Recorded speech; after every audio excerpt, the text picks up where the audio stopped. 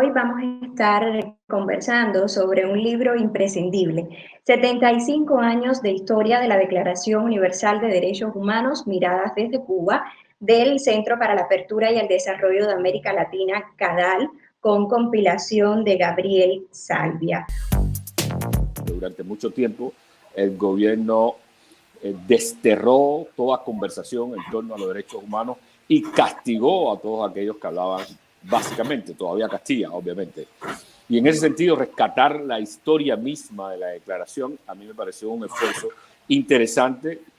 El trabajo mío básicamente va en esa dirección, en la dirección de rescatar el origen de la Declaración de Derechos Humanos sobre el fundamento del universalismo. Y por lo tanto, puede desquitarse de esa idea que después se impuso durante mucho tiempo, y sobre todo a partir de 1966, de que la declaración era un parto occidental de las grandes potencias tratando de imponer una agenda global que no tenía nada que ver con la tradición, ni con la cultura, ni por supuesto con la historia de muchas de las naciones que forman parte de las Naciones Unidas y de él, primero la Comisión de Derechos Humanos y después del Consejo de Derechos Humanos. A mí me llama mucho la atención, por eso está en el prólogo, ¿no? Cómo los diferentes textos que están en el libro, todos regresan sobre esta disputa interna que siempre en Cuba y en otros países también. Hay un ejemplo, por ejemplo, de la Liga de Países Árabes, ¿no? Que en algún momento de la historia también firman su propio documento, ¿no? Apelando al relativismo cultural y el derecho de las naciones a tener su propia concepción de derechos humanos en contraposición a una concepción de pretensiones universalistas, ¿no? Entonces esta es una disputa que está siempre por debajo del tema, pero que la verdad es convenientemente usado por regímenes como el cubano, con esta misma explicación que estaba dando Cuesta Morúa, ¿no? Que se usa convenientemente para decir, bueno, si son una construcción occidental, entonces nuestro derecho a la soberanía incluye también un derecho a una interpretación propia, particular, sustentada en una historia propia, en una cultura propia, en una cosmovisión propia de los derechos humanos, ¿no? Y el término de derechos humanos en Cuba se llegó a convertir en un tabú, ¿no? O sea, cualquiera que se identificara con los derechos humanos era por definición un enemigo de la revolución, ¿no? Ese es, digamos, como el marco interpretativo cubano sobre el tema, ¿no? Y lo destaco porque lo está mencionado en el artículo de Julio, en el artículo de Manuel Cuesta Morúa. O sea, creo que es como algo que es muy... O sea, que un contenido esencial del libro, digamos, ¿no? A mí lo que me resulta interesante, digamos, un poco por entrar en este tema, que es el que me parece fascinante, ¿no? Que es esta discusión entre la universalidad y la particularidad de la cultura, es que los derechos humanos siguen siendo una herramienta no completamente eficiente. La herramienta completamente eficiente no existe, pero digamos que es por lo menos un argumento de peso legitimado y reconocido a nivel internacional justamente para las disputas de derechos y para oponerse a la opresión, ¿no? Que es uno de los considerandos que Guy Cisneros propone, y a mí me parece muy hermoso, ¿no? Porque la manera incluso en que está redactada es muy hermosa, ¿no? Que es que este derecho de los seres humanos a resistirse a la opresión, ¿no? Y que es la base, digamos, del reconocimiento implícito y de la legitimidad de la sociedad civil en un sentido amplio, ¿no? Que también, donde están también los reclamos de derechos, las organizaciones a nivel de comunidad, en fin, ¿no? Y creo que lo importante de esto es que uno tendría que reconocer que también en esos países que son supuestamente occidentales, el occidentalismo se usa aquí realmente como una especie de saco en el que metes todo lo que no te conviene, ¿no? Cuando los regímenes autoritarios lo usan es como echas ahí como todo lo malo y todo lo que no sirve para justificar la tendencia, la pulsión autoritaria, digamos, se mete ahí, y este occidente usado de esa manera sirve para decir, bueno, ellos inventaron los derechos humanos no nos interesan. La diferencia cultural es relevante, por supuesto, a la hora de tener cualquier conversación, pero al mismo tiempo no puede ser utilizada de una manera instrumental para justificar una agenda política, ¿no? Creo que ese es como el punto, y los derechos humanos pues son obviamente una herramienta que permite evitar eso. Creo que el libro justamente tiene la virtud de darnos la oportunidad de regresar a ese debate en esos términos, ¿no? Porque mientras el debate sea en los términos de los derechos humanos es un invento de Occidente, un Occidente así abstracto que nada más sirve como para echarle todo lo que no te conviene.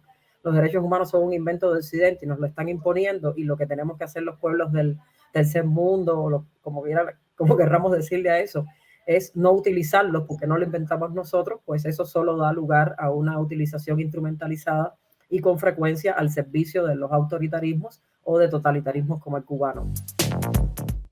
No solo estamos ante un tema tabú en Cuba, estamos ante un tema de que no se sabe casi nada. Es decir, el tema tabú parecería que estamos nosotros como demostrando algo que sabemos, que es que de esto no hay quien hable, de que esto es un tema peligroso. Recuerden que una viceministra de Educación Superior dijo hace unos añitos que no se podía estar hablando de derechos humanos con los estudiantes universitarios en las aulas de cualquier manera. Eso después que la Constitución de 2019 habla de derechos humanos por primera vez desde el 59 para acá en un documento jurídico político. Es decir, estamos hablando de que después de que la Constitución existe, la Universidad de La Habana le dice en un documento interno importante de que un grupo de personas hicimos una carta en momento reclamando que esta mujer estaba, que el disparate que eso significaba. Hicieron una mesa redonda donde fue el ministro de Educación para defender a esa mujer, para decir que todos los que habíamos hablado, criticado su posición, éramos mercenarios, no sé qué. Y él sacó, ese día fue una cosa muy importante porque él sacó la Constitución y recordó a todas las personas que habían criticado a la viceministra por ella misma poner como un cuidado especial con el tema de los derechos humanos. Citó el artículo 5 y dijo amenazantemente: recuerden que en Cuba tenemos el artículo 5 de la Constitución. Ese día yo le dije a mucha gente que por primera vez veía a un funcionario con ese nivel de sinceridad, reconociendo lo que ya a mí me parece de toda la vida, que es que desde el año 76 la Constitución cubana tiene un solo artículo, que es el artículo 5. Antes del artículo 5, lo que dice la Constitución, el artículo 5, por cierto, es el artículo que dice que el Partido Comunista de Cuba es la fuerza dominante, la fuerza dirigente de la sociedad del Estado. Y dice que el partido es democrático, que dice que el partido es único, que dice que el partido es fidelista, pero sobre todo dice que es la fuerza dirigente superior de la sociedad del Estado.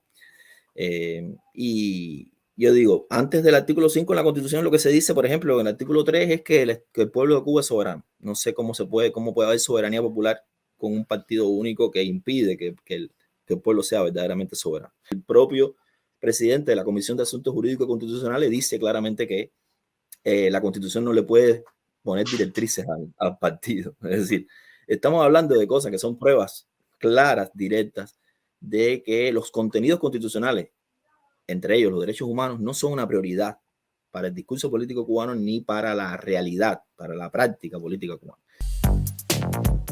No por gusto Cuba no firma los pactos que no le interesan, no ratifica los pactos que no le interesan, porque son los pactos que convierten los contenidos de la declaración en vinculantes para Cuba y para los estados, ¿no? Es decir, Cuba no estará nunca de acuerdo, el Estado cubano como lo tenemos concebido ahora, que es un Estado muy parecido al del año 76, con algunos cambios por el camino, un Estado que lo que se ha hecho es más pétreo, inamovible y él mismo rígido, se ha quitado a él mismo movilidad, una especie de problema en las articulaciones que hace que el Estado cubano él mismo se va enfermando de falta de movilidad. Porque esto de la cláusula pétrea del 2002 lo que hace es quitarte movilidad. Es decir, es un Estado que se está diciendo a sí mismo que no puede cambiar el sistema político y económico, evidentemente. Lo único que hace es que después él mismo viola esa cláusula todo el tiempo porque ha cambiado el sistema político y económico 1000 veces, por lo menos claramente en el 92 y en el 2019, y parece que no, ellos sí pueden, sí se puede hacer esto, ¿no? Es decir, el socialismo se puede tocar cuando a ellos lo necesiten, pero bueno.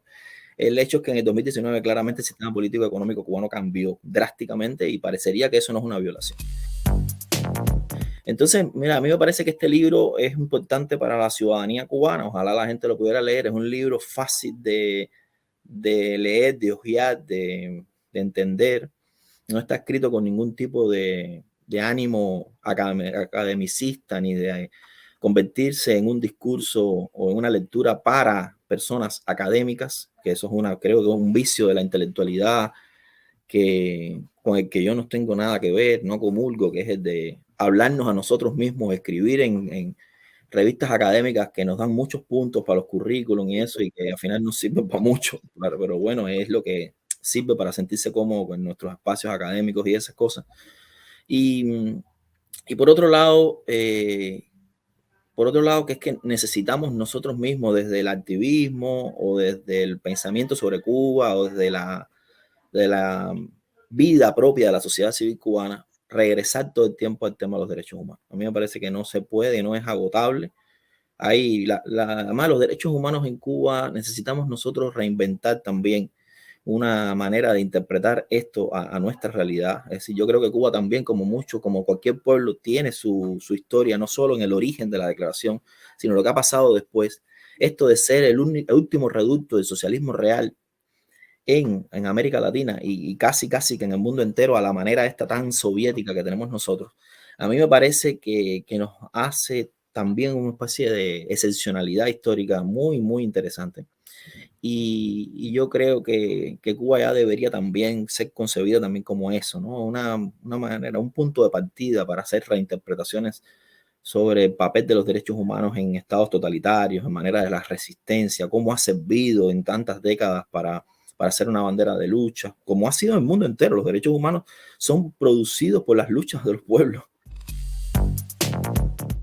Yo creo que la nueva constitución del 2019, trata a su manera totalitaria de ser una especie de constitución híbrida, en la que, por un lado, reconoce la soberanía del pueblo y, por otro lado, tiene todo un articulado que va casi desde el artículo 40 al artículo 56, en la que hace un amago con los derechos fundamentales. Ahí yo creo que es donde está el juego.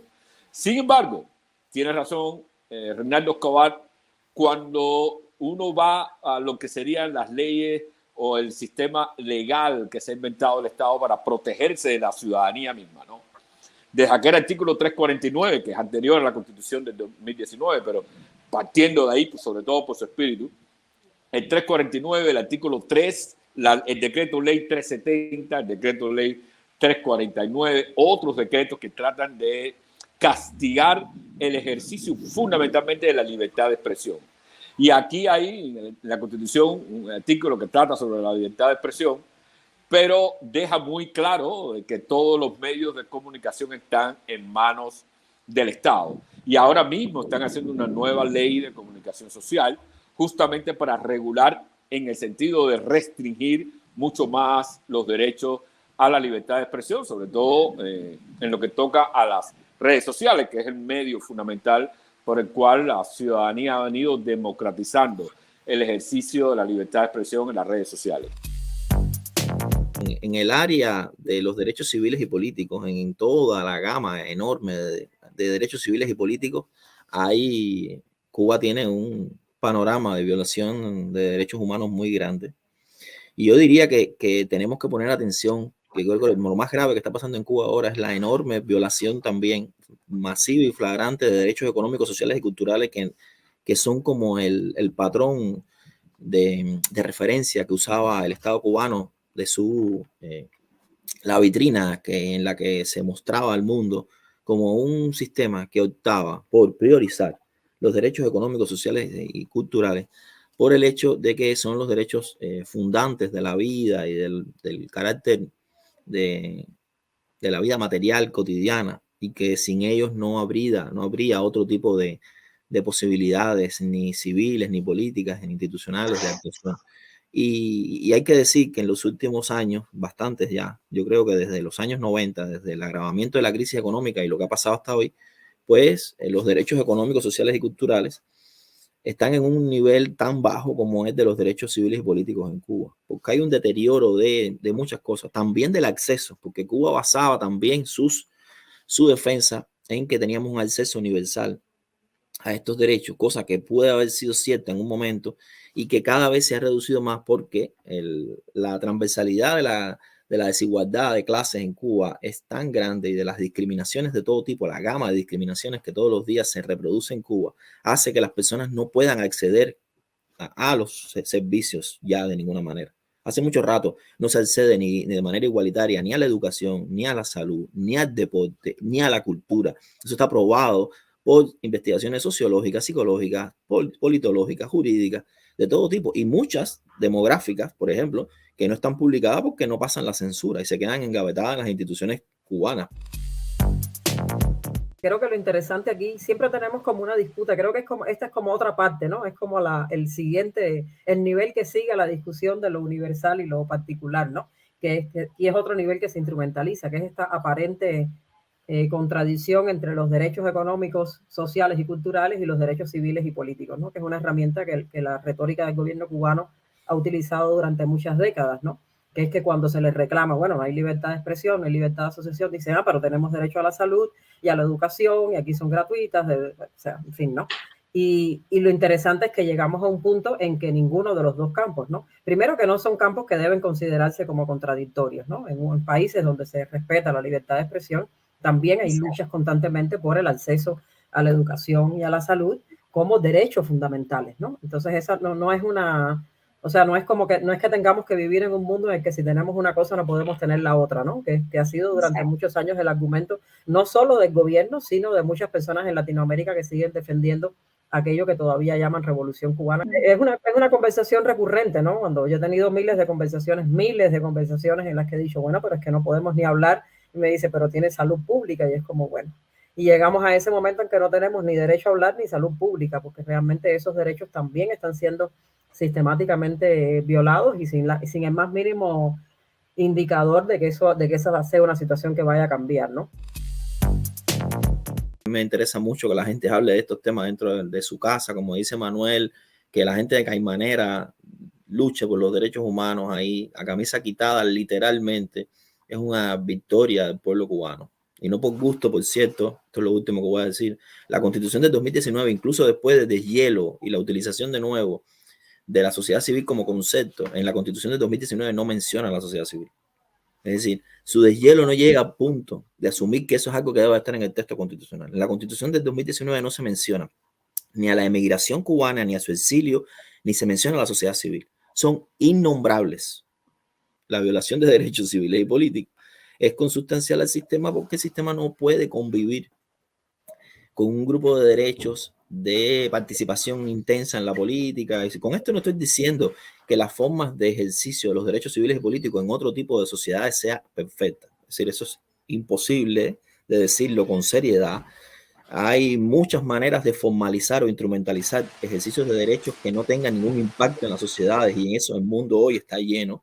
Pero eso es un problema diferente. El problema de Cuba es que el sistema sociopolítico, el sistema político o el orden institucional, la manera en que está organizada la relación entre Estado y derecho y ciudadanía, impide el ejercicio de casi todos los derechos civiles y políticos que están concebidos en la Declaración Universal y en otros instrumentos internacionales de derechos humanos. Es decir, en Cuba no se puede crear una organización política diferente a la del partido con carácter partidista, por ejemplo. Hasta 1985, si mal no recuerdo, los derechos humanos, hablar del concepto de derechos humanos era tabú, absolutamente. Hasta que Fidel Castro publicó aquel artículo a 2 páginas, creo, en el Granma, diciendo los derechos humanos que defendemos. Que es ahí donde empiezan a apropiarse del discurso que se venía construyendo en relación con los derechos humanos desde la sociedad civil, se lo apropia para desintegrar los derechos. Ya no se trata de derechos civiles y políticos, sino que los derechos para nosotros importantes son estos, los derechos sociales, los derechos económicos, los derechos culturales. Y sobre esa agenda es que el gobierno se apropia del concepto.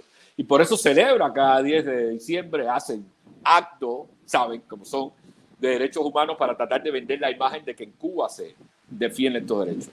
Ese acto de apropiación es lo que la sociedad civil necesita hacer de una manera inversa, apropiarse del relato y de la narrativa constitucional en ese sentido, para tratar de convertirla en realidad, ¿no? Es una especie de doble apropiación que yo creo que es importante para poderle dar sentido a la lucha por los derechos civiles.